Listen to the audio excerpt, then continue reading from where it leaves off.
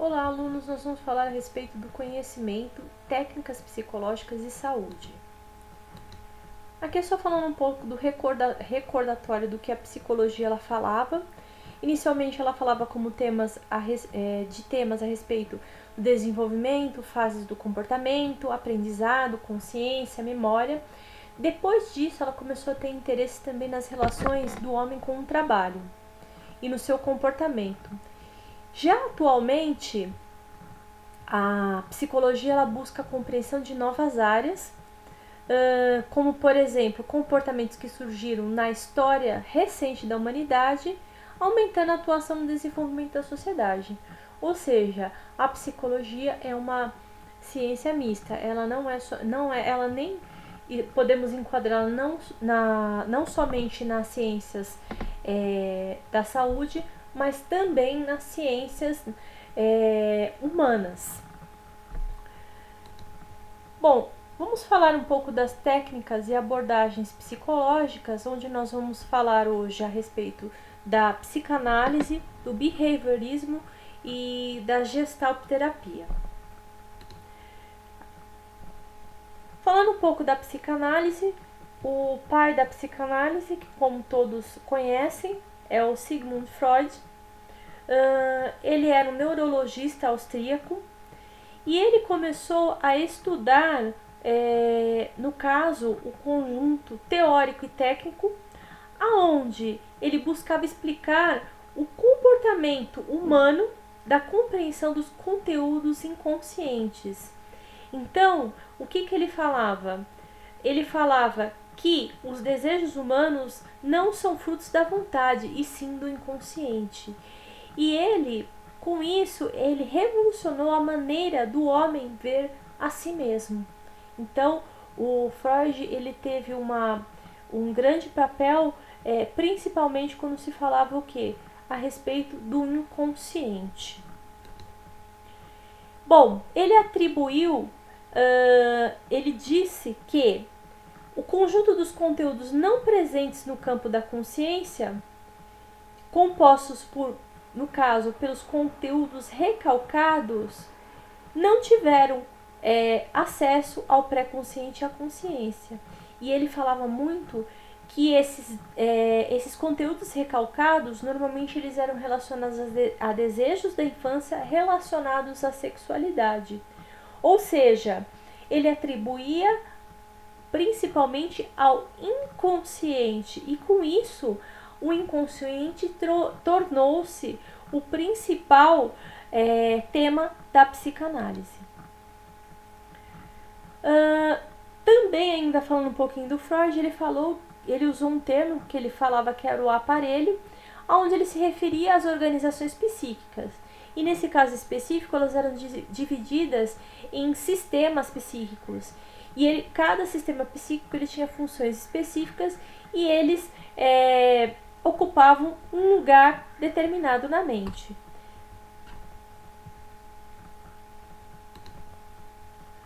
Bom, ele falava que a consciência é a capacidade momentânea que lida com as percepções externas e internas do universo dos fenômenos psíquicos. Ou seja, a consciência é nada mais nada menos do que uma capacidade momentânea, é o momento que se vive. E com isso, ela estava ligada tanto às percepções externas e internas, o que ia formar o que? Os fenômenos psíquicos. Desta forma, o que ocorria? As percepções, elas desencadeavam tanto as sensações de prazer quanto desprazer. E nesse caso em específico, sinalizava a existência de uma energia psíquica. E por isso existia a pré-consciência, que era um sistema intermediário entre a consciência e a inconsciência. Além disso, as vias de acesso dos conteúdos inconscientes, a psique também é a via de acesso dos conteúdos inconscientes e conscientes, e além disso é regido pela censura, que transforma os conteúdos inconscientes que chegam à consciência. Bom, ele também falava muito a respeito do aparelho psíquico, que ele é constituído pelo id, pelo ego, pelo superego. No caso, o id, ele era regido pelo quê? Pelos princípios do prazer, no qual se busca satisfação imediata. Com isso, também falava-se que o id ele estava ligado ao quê? À parte instintiva e primitiva da mente. Diferente do ego, que ele se desenvolvia a partir do id, mas em função da persistente influência das demandas do mundo externo. Ou seja, se ele está em função das demandas do mundo externo, ele vai ser formado com o quê? Com a nossa personalidade. Além disso, ele também estava relacionado às necessidades de adaptação ao mundo externo. O ego, ele exerce o quê? Uma função de mediador entre as demandas do id, que é a parte instintiva, e do superego, que é o quê? A parte castradora da mente. Já o superego é o quê? A instância psíquica que se desenvolve a partir das regras e normas que a criança aprende com seus pais e cuidadores. Ou seja, são as normas que nós aprendemos com a sociedade que ficam lá no nosso inconsciente. E com isso, ele também responsabiliza-se, o superego, pela culpa, pela angústia, pelo medo de punição, quando o indivíduo sente que agiu ao contrário dos valores ou das normas da sociedade. Ou seja, o superego é o que nos impede de realizar, por exemplo, delitos. Por quê? Ele está ligado às normas e regras que aprendemos desde crianças, com nossos pais, depois na sociabilização secundária, que seria na escola, e assim por diante. Bom, a ideia de psicanálise quanto ao método terapêutico, ou seja, na psicanálise é um processo do quê? De análise, e ela busca o quê? Interpretar esse inconsciente, o inconsciente presente na fala do indivíduo, nos sonhos e nos atos falhos do paciente. E ela sempre defende o conteúdo reprimido do inconsciente, como eu havia falado lá no início, e explica o comportamento das pessoas a partir desse conteúdo reprimido que a pessoa tem desde a infância. O behaviorismo. Behavior é uma palavra de origem inglesa que quer dizer comportamento. O behaviorismo, ele teve como seu fundador o John Watson, e ele tinha um propósito, que era tornar a psicologia uma ciência tão respeitada quanto as demais ciências. O objetivo do behaviorismo seria alcançado estudando os comportamentos observáveis e adotando métodos objetivos. Bom, com isso, o Watson ele conseguiu a adesão muito grande dos psicólogos americanos. O que o behaviorismo defendia? Ele defendia que os psicólogos deveriam estudar o quê? Os estímulos ambientais e o comportamento observável. Com isso, ele dizia que a experiência é a influência mais importante no comportamento e nas aptidões e traços do que a hereditariedade. Ou seja, ele defendia que o meio, ele tornava o homem de acordo com o que ele recebia de estímulos, e com isso ele influenciava o seu comportamento. Bom, ele recomendava que a introspecção devia ser abandonada em benefício de métodos objetivos, como por exemplo a observação e testes. E com isso, ele visava o que? A descrição e a explicação, assim como a predileção e o controle do comportamento. Portanto, devia-se investigar o comportamento de animais em paralelo ao comportamento humano. Por quê? Porque os organismos mais simples são mais fáceis de serem entendidos, e com isso ia também facilitar a compreensão do conhecimento, no caso, relacionado a um organismo mais complexo, que seria o homem. Além disso, teve também um outro psicólogo, que foi o Skinner, que ele era um behaviorista radical. No caso do Skinner, ele tinha o intuito de avaliar a repercussão e a validade das pesquisas experimentais em relação ao estudo do comportamento. E nesse caso específico, ele baseou-se na filosofia, o que implicou de ser chamado em campo filosófico do comportamento. Então ele fazia esses comportamentos também dentro de laboratórios, com controles ambientais, portanto ele é passível de reprodução, ou seja, qualquer um que quisesse reproduzir aquele comportamento, ele conseguia, porque era um modelo que ele conseguia através do quê? De experimentos. Lembra que os experimentos eram com animais, primeiro observado em animais, para depois serem observados aonde? Nos humanos. Bom, o Gestalt. Gestalt é uma palavra alemã que ela significa forma, padrão e estrutura. E de acordo com um estudioso, que era o David Dorff, essa abordagem ela surgiu como um protesto ao estruturalismo, ou seja, especificamente contra a prática de produzir experiências complexas a elementos simples, e também a perseguir a precisão absoluta do comportamento que observava. E com isso, acreditava-se que as experiências trazem consigo uma totalidade de estrutura. Bom, a abordagem principal do Gestalt é o que? Aprender com a experiência. Por exemplo, olhando essa imagem, o que vocês podem ver? Lembre-se que o fundo está integrado ao quê? A figura em si. Então, tanto se vê um vaso, quanto se vê o fundo, que são duas pessoas. Ou seja, neste caso específico, nós aprendemos com o quê? Com a experiência. Bom, a ideia também do Gestalt era o quê? Ele concebe ao eu um movimento criador diante da experiência.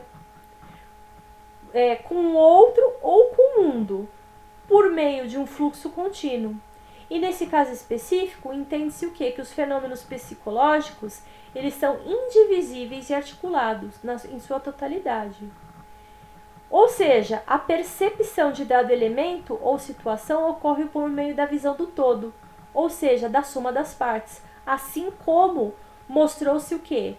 Tanto o vaso quanto as duas pessoas que estavam no fundo. Ou seja, o terceiro elemento é o que nós notamos: vaso, o fundo e os dois juntos. Bom, aqui é só fazendo um resumo, os princípios de cada teoria o que compreende. No caso, a psicanálise ela tem como seu objetivo central o inconsciente. O behaviorismo, estímulo e resposta, por isso que ele é passível de ser reproduzido em uma experiência. E o Gestalt, que é a percepção de figura e de fundo. Bom, sob as perspectivas atuais e emergentes. Bom, podemos dizer que o comportamento humano mudou em relação aos avanços nas áreas da tecnologia e da medicina, entre outros fatores. No entanto, o homem, ele fez o quê? Ele se deparou com outras situações para enfrentar um contexto social diferente. E com isso emergiram o quê? Novas perspectivas teóricas e técnicas no campo da psicologia. Ou seja, existiram outras técnicas que hoje são aceitas e que são diferentes das mostradas anteriormente. Entre elas, nós vamos destacar a psicologia positiva e a teoria geral sistêmica.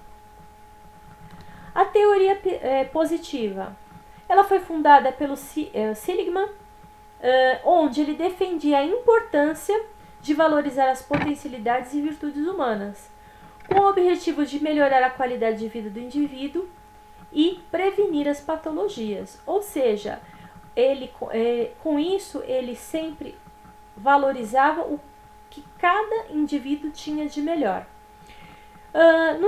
Além disso, estuda também os processos que contribuem para a prosperidade das pessoas e das comunidades e enfatiza o conhecimento das virtudes e forças humanas, que ele fala que pode levar ao florescimento do indivíduo, das comunidades e das instituições. O que significa florescimento?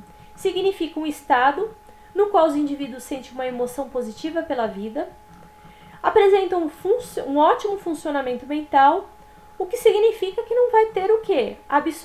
Eliminação absoluta das dificuldades.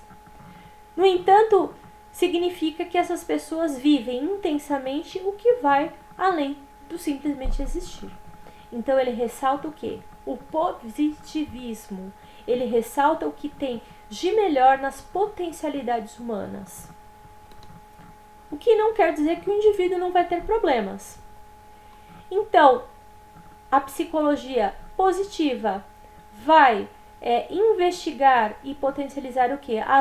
A experiência subjetiva, que no caso é o bem-estar subjetivo, as experiências positivas contidas no passado, experiências positivas, transcendência, experiência e otimismo, as características individuais, ou seja, as forças e as virtudes pessoais, no caso a capacidade de afeto, perdão, a espiritualidade, o talento e a sabedoria, e também as instituições e comunidades, no caso, virtudes cívicas que incentivam a responsabilidade, o altruísmo, a tolerância e a ética no trabalho. Com isso, a psicologia positiva surgiu e ela criticou o quê? A priorização das pesquisas que tratam de aspectos negativos da experiência humana, ou seja, o sofrimento, a doença, a loucura, em detrimento de aspectos que explorem o que? A qualidade de vida, a felicidade e a esperança, que são fatores positivos. E ela enfatiza sempre a promoção, a proteção e a prevenção de doenças. A proteção e a promoção da saúde e a prevenção das doenças. Bom, ainda houve uma outra teoria também mais recente, que seria a teoria sistemática sistêmica, que foi fundada pelo Bertalanffy. No caso, ele era um biólogo austríaco, seguidores vindos de diversas ciências que desenvolveram um modelo teórico denominado teoria geral sistêmica, como eu havia dito. E esse modelo, ele é proveniente do quê? Da junção de conceitos do pensamento sistêmico com a ciência biológica, que depois contribuiu em diversas áreas da ciência. E surgiu com o objetivo do quê? De ser aplicado tanto aos seres vivos quanto às organizações sociais.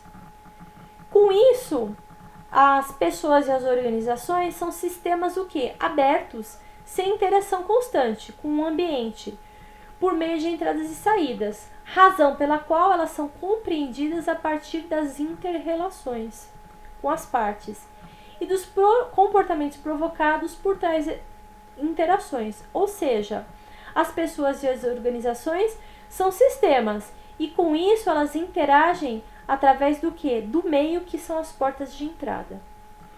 E ela ressalta que o universo é o que? Uma teia de relações e o homem é parte dessa teia e essa teia está o que? Em mudança constante, ou seja, o homem ele sempre está em mudança constante. Bom, entre os conceitos fundamentais para a compreensão dos sistemas, destacamos o quê? Primeiro, a globalidade e a circularidade. O que é a globalidade? É o sistema que comporta e como um todo coeso, ou seja, mudanças em parte do sistema que provocam mudança das demais partes e, com isso, mudança da totalidade do sistema. E a circularidade? É a interação entre os componentes do sistema e é compreendida como uma sequência circular. O que quer dizer isso? Quer dizer que a relação entre os elementos ela é bilateral e entre as partes em interação mantém relação circular, que elas se retroalimentam. Por isso a circularidade, porque ela vai ter uma retroalimentação tanto de um indivíduo de um lado quanto do outro.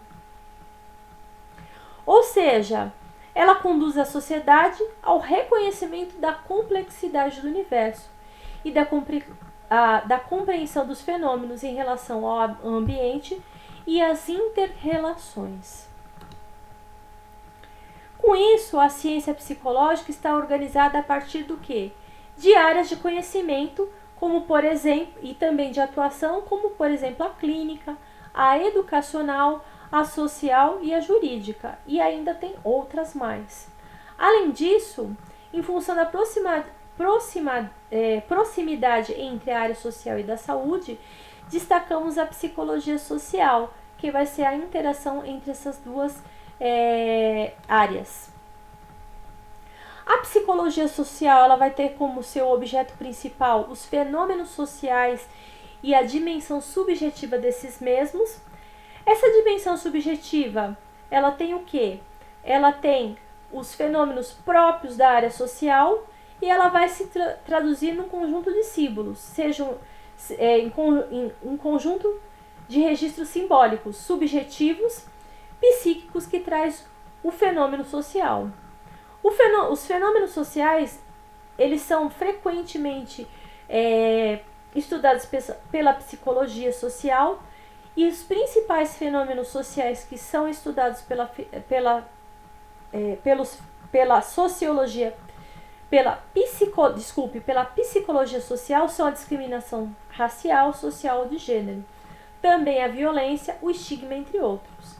Ou seja, a psicologia trabalha essencialmente com grupos, nesse caso, a psicologia social, com grupos, comunidades e instituições.